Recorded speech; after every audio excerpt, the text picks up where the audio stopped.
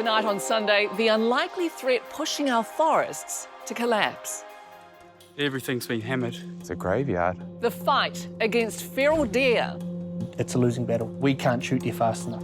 How did it get so bad? Well, I think our conservation department has bowed down to the hunting lobby. Deer numbers have increased and they've just got past some tipping point.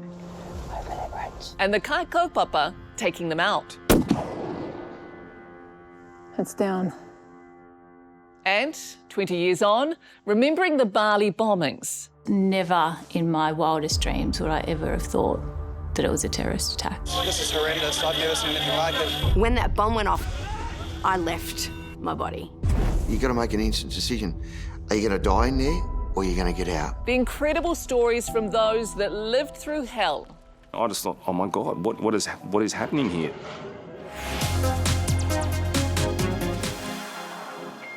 Kia ora, I'm Miriama Kamo. What's wrong with this image? To the untrained eye, it may seem like nothing, but to conservationists and environmentalists, it's a scary sign of forest and biodiversity collapse. Scenes like these are becoming more common as the population of an introduced species booms in some of our most important forest parks. No, not possums, feral deer. How serious is it? Well, Tamatiri Mini-Sproke goes bush to see the devastation feral deer are wreaking on our flora and fauna.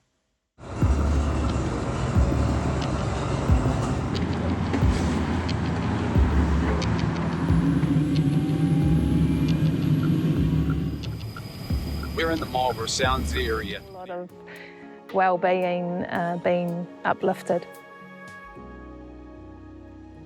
Ka rawe. Well, DOC recently released a framework for introduced species management, Te Araki Mua. The plan is to work with mana whenua and the Game Animal Council to have deer removed from high-priority forests by 2050. E haere ake nei the night 202 innocent people lost their lives to terrorism. It's huge, it's scary, there's people dead, there's everything. It was chaos. That's really hard to talk about. Survivors of the Bali bombings and how it changed them forever. I crossed myself, said a prayer and said, I'm going to go. I'm going to die here.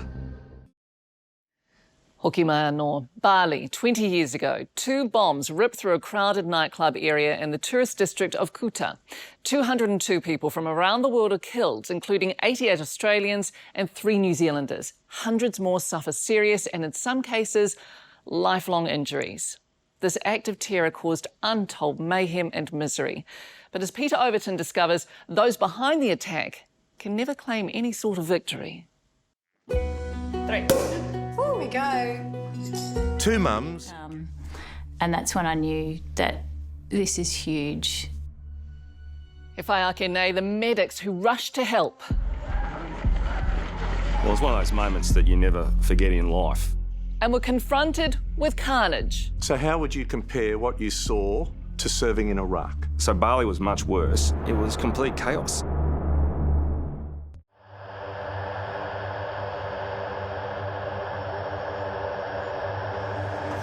So Peter, this is exactly what we had set up on the day. It's a intensive care in the sky.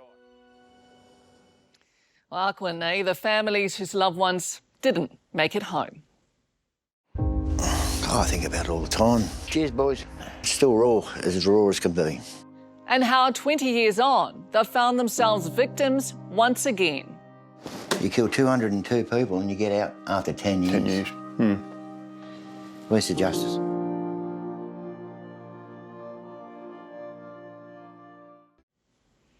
No mai anō. Despite 20 years having passed, for the survivors of the Bali bombings, the horror is still present, from the haunting memories to the guilt attached to having lived when so many others didn't.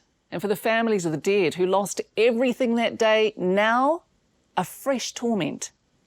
What do you got there, Bluey? The day we walked down. Well, not by me anyway, or my family.